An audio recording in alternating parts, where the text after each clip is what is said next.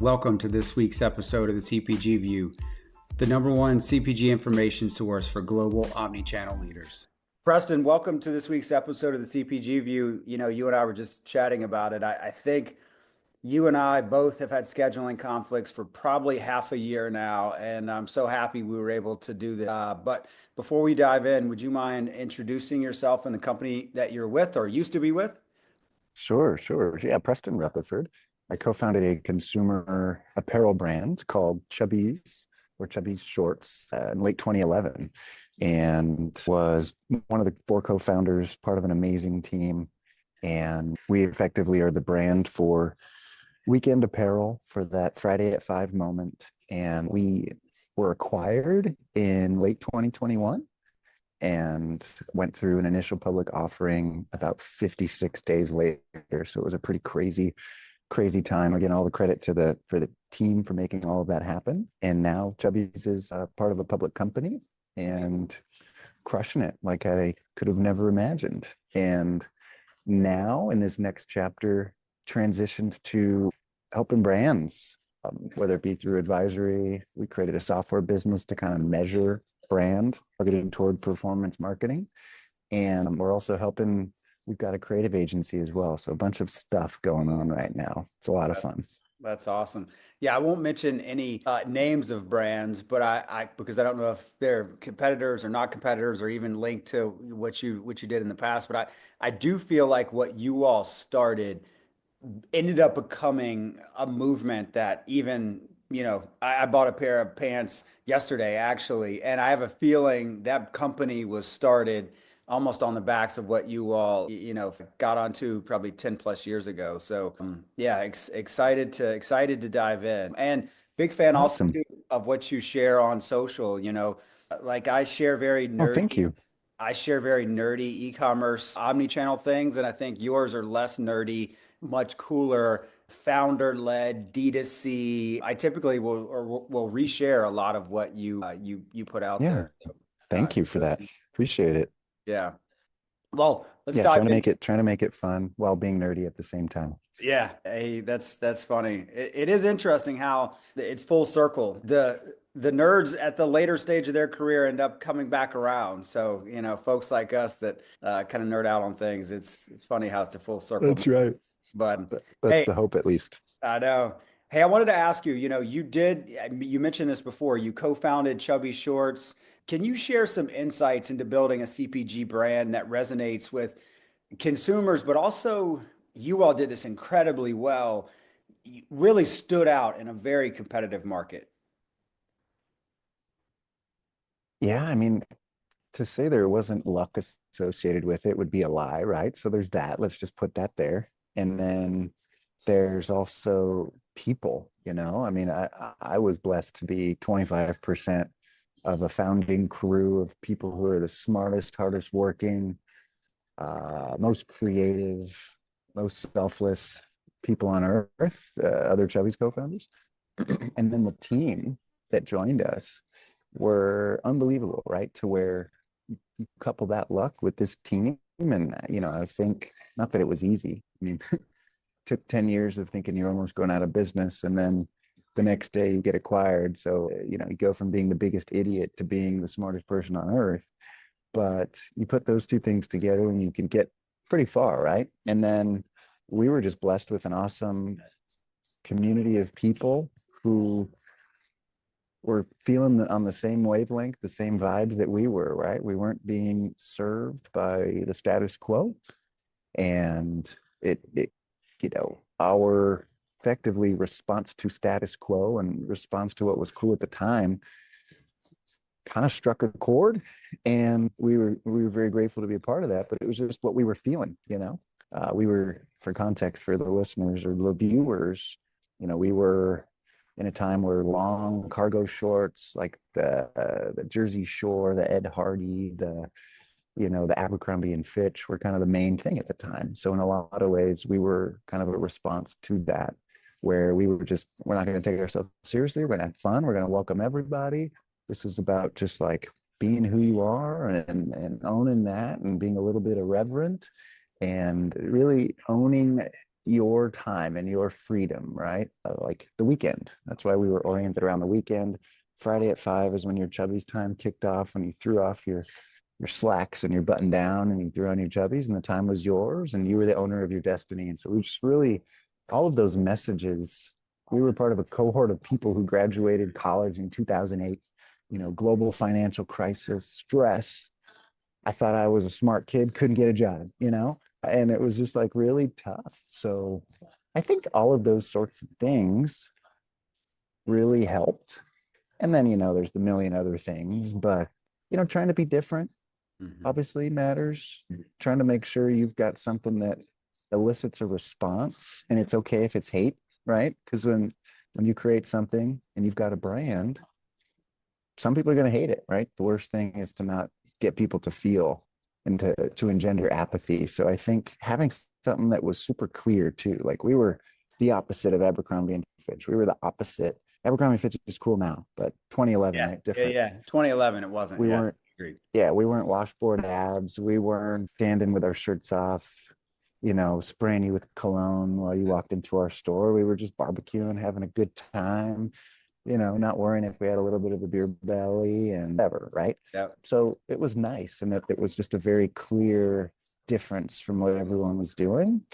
And, I think when you bring all of that together, a lot of cool stuff can happen. But then again, like starting a business, starting a brand, you feel like you're going out of business every day. So it's not like this was all sunshine and rainbows, but that's what we take on when we want to start something and build something, right? We're inventing something that didn't previously exist. So, you know, it's Yeah. crazy. Yeah. Yeah, to your point, you all definitely the brand, and even at, my mind did stand for the opposite of what was out there, and I think that's probably what even made me a big fan of the brand early on, is that it was different. And, I was telling my son who's in high school, he's a senior.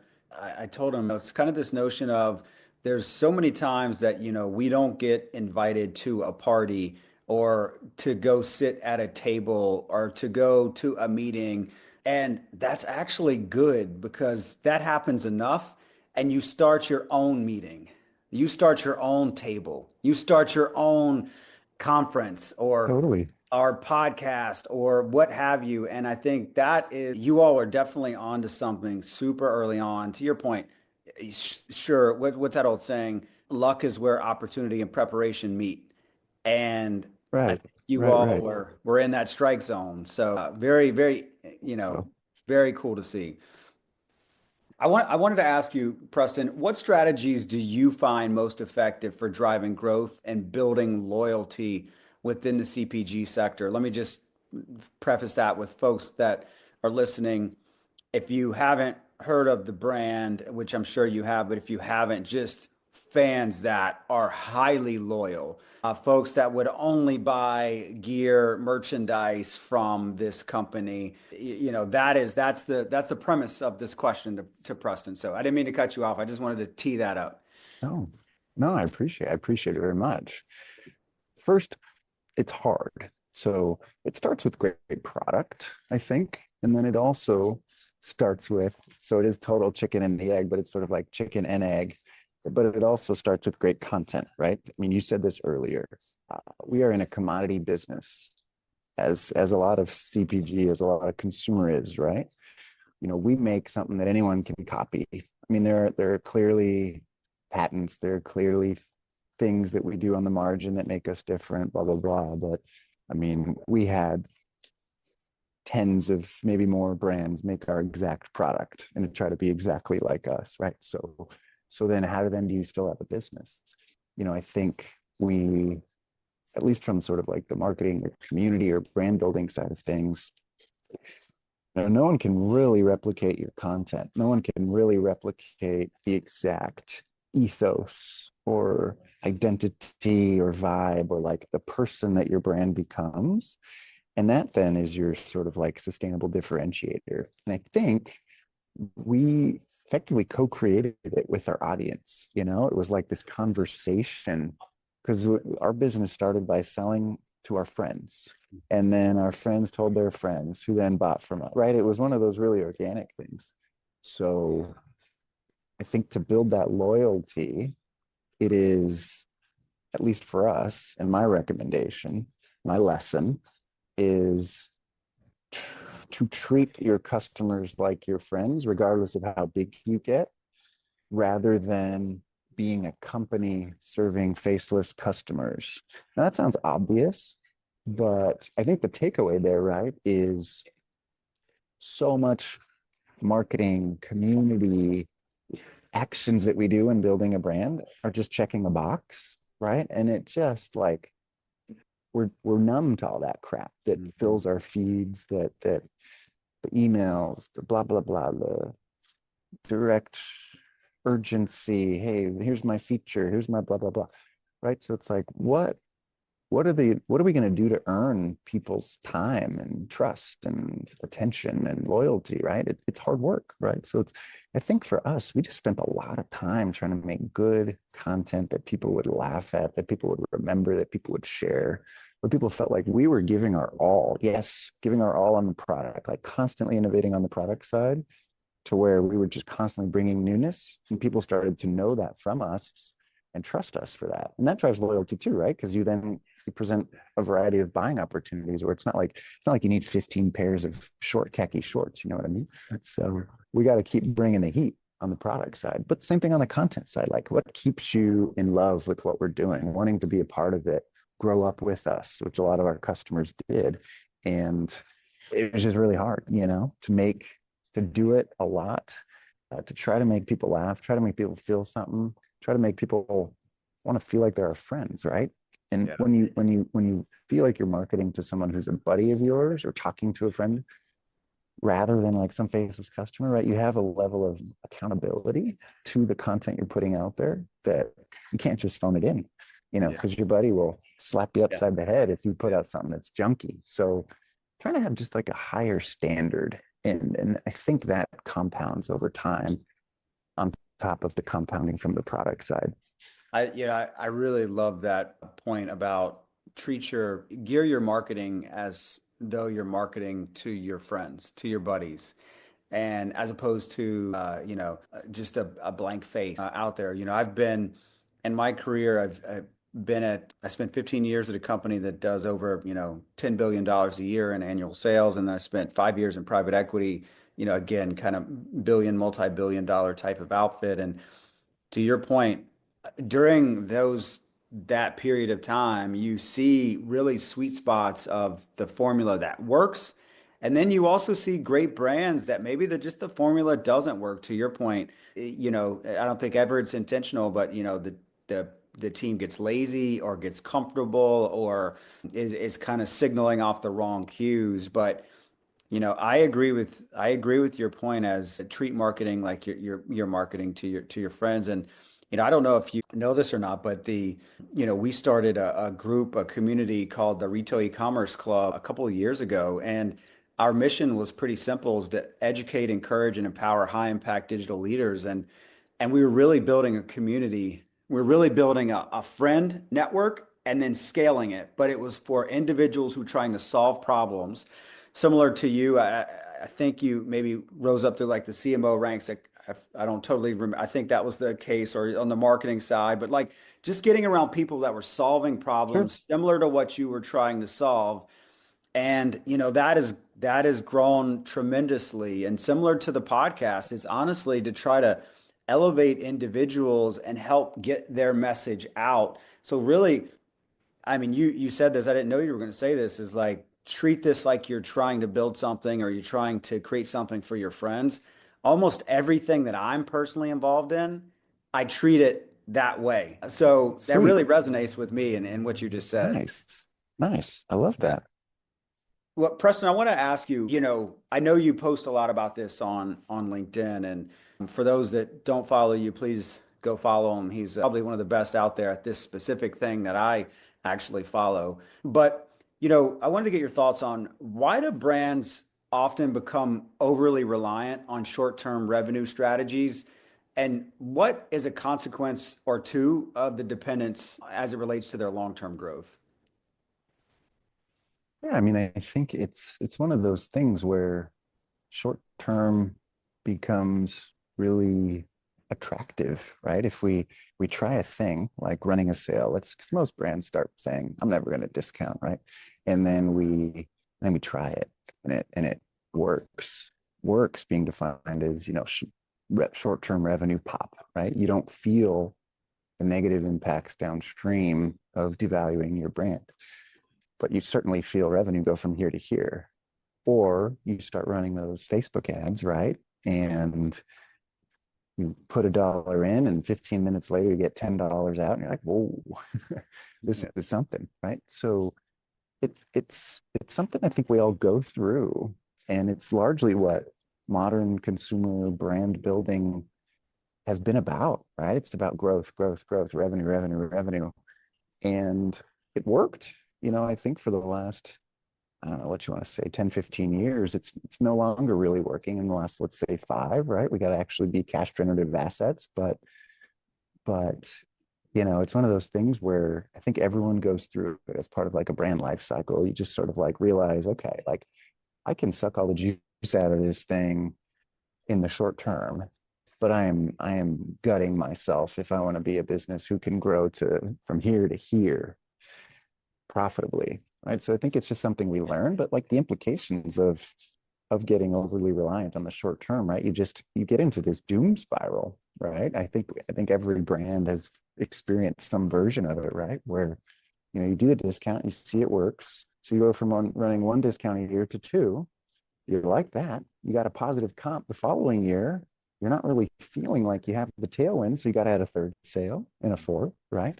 You pick these growth numbers out of the air. There really isn't a lot to support it. Well, shucks, I gotta run me another sale, and then you start to get CFOs in the building, investors, and they love spreadsheets and they love simple to measure things, right? And then they start popping in these simplistic vanity metrics into spreadsheets like ROAS or LTV to CAC or whatever it might be, and we start to dumb down the essence of what a brand is, which is this ephemeral, synaptic, immeasurable thing of like why crazy humans make these buying decisions, right? It's not because of a Facebook ad necessarily. We start to think it is, right? Mhm. But ultimately, it's these things that are harder to measure, but not immeasurable. And that's kind of like what I've devoted my this next chapter to. But it's like it can get nasty, and it got nasty for us about what I call it our midlife crisis. So we had to go through that near death experience to learn that short term isn't all it's cracked up to be, even if it feels great in the short term. It kind of works less and less and less over time. I mean, you can use the drug metaphor. I mean, it is kind of like a drug. So it's one of those pernicious things that I think all of us deal with to at least a certain extent. We can run from it and we can kick the can down the road, but we got to pay the piper at some point. Yeah, yeah, and second to last question here is, and it's actually directly related to this. What are the advantages of adopting a balanced approach between, I know you talk a lot about this, brand building on one hand and direct response on the other, and maybe one or two tips or tricks of how brands can achieve this somewhat effectively. For sure. I mean, so to the first part of your question, the benefit, I mean, whether we all have strong feelings about whether it's a funnel metaphor or not, but let's just go with the funnel metaphor, right? I mean, you simply have so many people in the funnel and you empty them out. When you empty them out, that's when they're buying, right?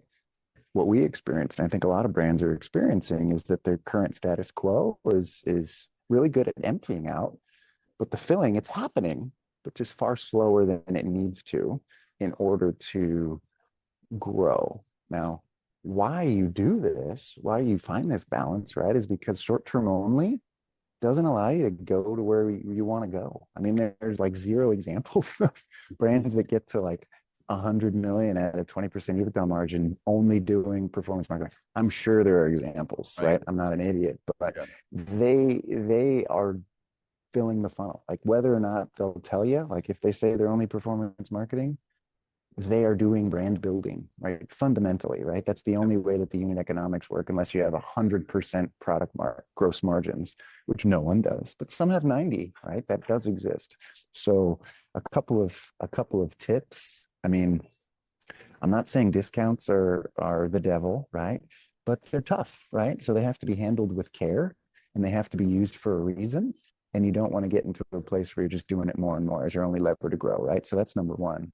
Number two is you got to get your organization to understand the incrementality of a dollar spent on marketing. Incrementality simply meaning by spending this dollar, took a person from this ad dollar or marketing dollar, took a person who viewed that thing from not being a purchaser to being a purchaser, actually changed behavior.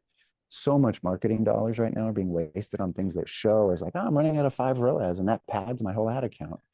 But you're just putting dollars in front of people who would have purchased anyways, right? And so you are actually 100% inarguably wasting money, even though it's a metric that makes you feel good, makes me feel good, right? My Right. sense of self-worth was purely determined on ROAS. So, those are a couple of things and how they happen. So then what do you do, right? I mean, I think there are a bunch of ways to approach this, but at the end of the day, if we're just getting more people searching our brand name, just Googling our brand name or TikTok searching or Amazon searching our brand name outside of the context of just running a massive sale, because you can boost brand search by running a big promotion. But if we just do it sort of like day to day status quo and we're building brand search faster than we're building revenue, I think you're doing good stuff.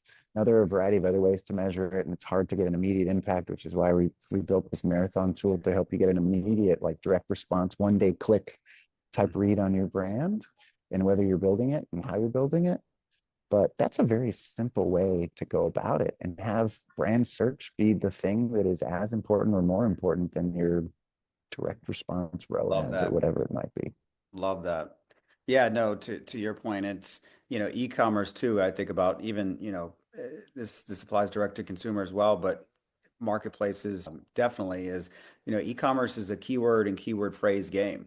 And we want to get as much organic traffic as we possibly can. And we want to wean off of, use the lever of sponsored placement, as responsibly as we can. And, over time, we want to own organically as many keywords as we can that drive impact to our business and delever some of this, the sponsored lever. But we do see many cases where it's the complete opposite. And Yep. well, Preston, I just wanted to say I really appreciate you joining. I Thank know you. we worked so long to get this on between both you and I. And I wanted to also ask, is there anything you'd like to leave the audience with in closing today? Oh my gosh. I mean, it's a marathon, not a sprint, right? So in building a consumer brand, it is not IPO tomorrow type stuff, right? We are just laying foundation brick by brick. It just takes time to change the way people think and to build that compounding machine. And that's a good thing, right? I mean, we're in it for the long term. And to the extent you can take that perspective of like, hey, I'm here to build something that lasts, I think you'll be successful. And then it's balance, right? It's balance short and long term. There is no successful business that you want to be an investor in, right? Just think about it from that perspective. I want to own stock in this company. There is no company that you want to own stock in as a personal, like your own money, Mhm. that isn't investing in the long term, that isn't spending money to do things that don't show great revenue today. So why would you then do that in your own business where you're Yeah. spending all of your time working on it? I think if you think about it through that lens, is this a company that has asset value that I want to put my money into? Yeah. It's a nice filter. Great point. Great point. Well, Preston, thank you so much, and we'll be in touch. Thank you, Don. It was a pleasure. Hope this was Likewise. helpful. Thank you for listening to this week's episode of the CPG View, the #1 CPG information source for global omni-channel leaders.